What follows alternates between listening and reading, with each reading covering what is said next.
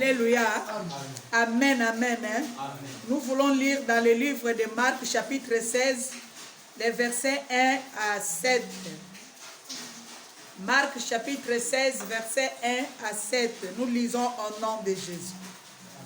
Lorsque le sabbat fut passé, Marie de Magdala, Marie, mère de Jacques et de Salomé, achetèrent des aromates afin d'aller embaumer Jésus.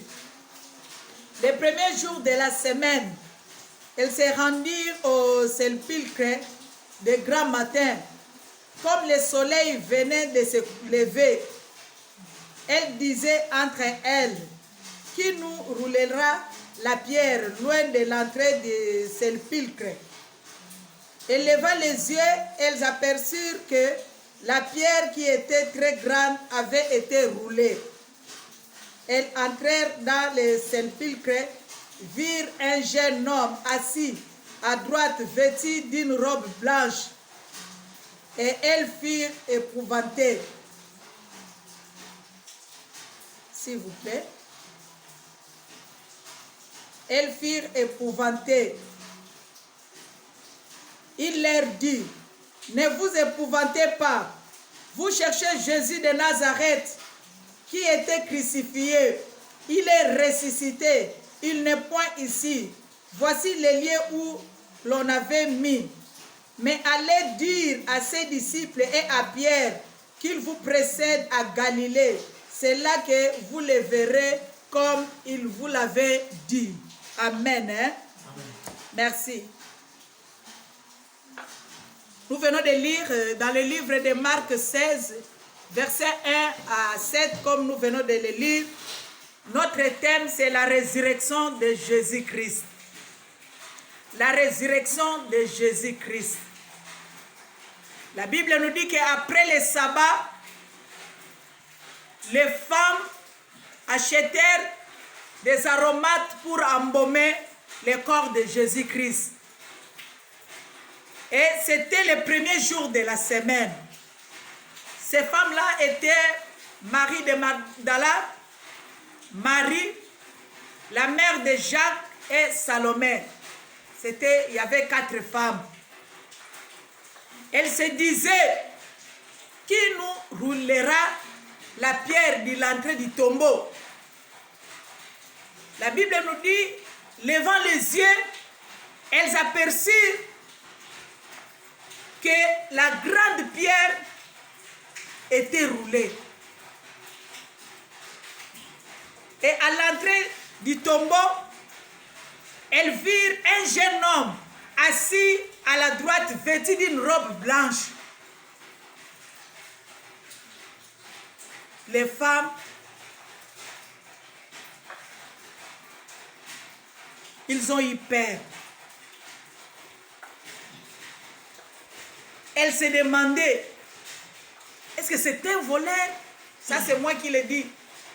Ça, c'est un voleur ou bien qui est ici dans le tombeau de notre maître? Elles eurent peur. Or, c'était l'ange. Et l'ange leur dit, n'ayez pas peur.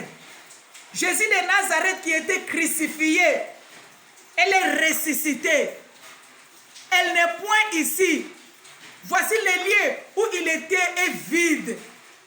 Allez dire à ses disciples et à Pierre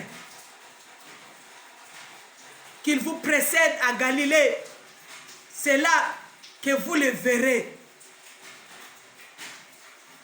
Les femmes joyeuses qu'elles étaient, elles courirent pour aller informer les disciples et Pierre.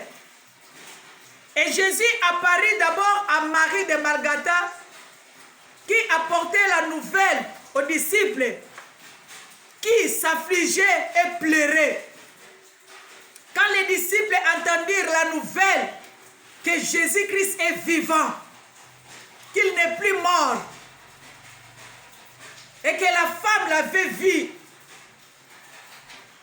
la Bible nous dit, ils ne l'écrirent point. Or, la nouvelle des femmes était la vérité. Si nous lisons dans d'autres textes, nous allons voir que Pierre était parti vérifier si cette nouvelle était bonne. Et c'était une vérité. Bien-aimés, dans ce texte, je vais vous parler de deux leçons. Les rôles des femmes et deuxième, pourquoi Jésus-Christ est ressuscité. Si Dieu nous portait vie, la semaine prochaine, nous allons voir la mort de Jésus. Aujourd'hui, comme c'est le jour de la résurrection, voilà, nous voulons voir pourquoi Jésus-Christ est ressuscité. Les rôles des femmes. Les 4 évangiles s'accordent sur un point vital à propos de l'arrestation, du procès, de la crucifixion et de la résurrection de Jésus-Christ. Et les femmes étaient présentes comme témoins ce jour-là. Les récits des femmes sur le chemin des tombeaux de Jésus-Christ commencent par une question. Qui nous roulera la pierre de l'entrée du tombeau? Ça, c'était la question. Qu'elle venait de se rendre compte que la grande pierre n'était plus.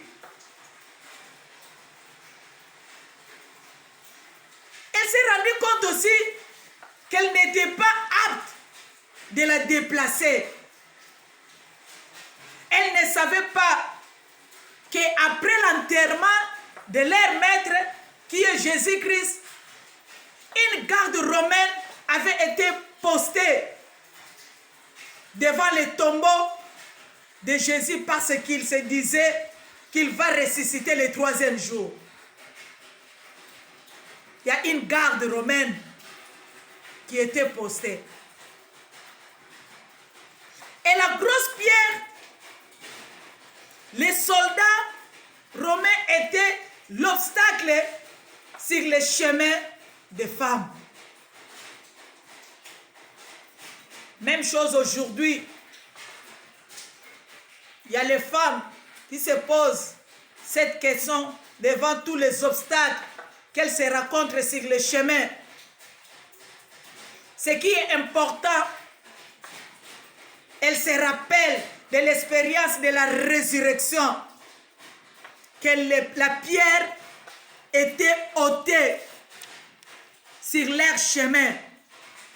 Mais bien aimé, la foi en Jésus-Christ ôte toutes les pierres qui empêchent les gens de parvenir à l'accomplissement du dessein et de la parole de Dieu. Dieu est là pour ôter toutes sortes de pierres. Le rôle des femmes dans l'histoire de la passion de Jésus, de sa résurrection, même de son arrestation, reflète leur volonté d'œuvrer avec Dieu et avec les hommes dans l'évangile.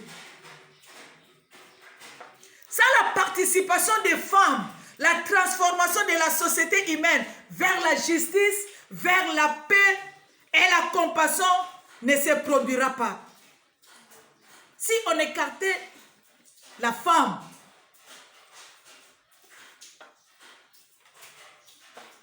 on n'arrivera pas à accomplir beaucoup de choses. Parce qu'il faut des femmes, des cœurs de mère, pour montrer avec amour et insistance que le paradigme de l'hiérarchie et de la mise à la touche devait céder la place au paradigme de la communauté d'entraide et de la proclamation de la bonne nouvelle. Si nous allons voir au verset 7, l'ange avait dit aux femmes d'aller dire aux disciples et à Pierre qu'il est ressuscité. Toi, femme, qui me regarde à ce temps-ci, ton rôle n'est pas seulement de te mettre sur la scène en demi-nu. Ton rôle n'est pas de faire le mal ou de l'impudicité la drogue, ou encore d'être ménagère. Mais ton rôle aussi est d'annoncer la bonne nouvelle de Jésus-Christ, qu'il est ressuscité des morts, il est vivant et il vous aime. C'est ça le rôle de la femme aujourd'hui. C'est d'annoncer la bonne nouvelle. Parce que tu étais la première à être informée, la première à voir que le Christ n'est plus au tombeau, il est ressuscité. C'est toi qui avais amené la nouvelle aux disciples et à Pierre. Voilà ton rôle, c'est d'annoncer la bonne nouvelle et non de reculer. Et non de te mettre sur la scène à moitié nu. Non,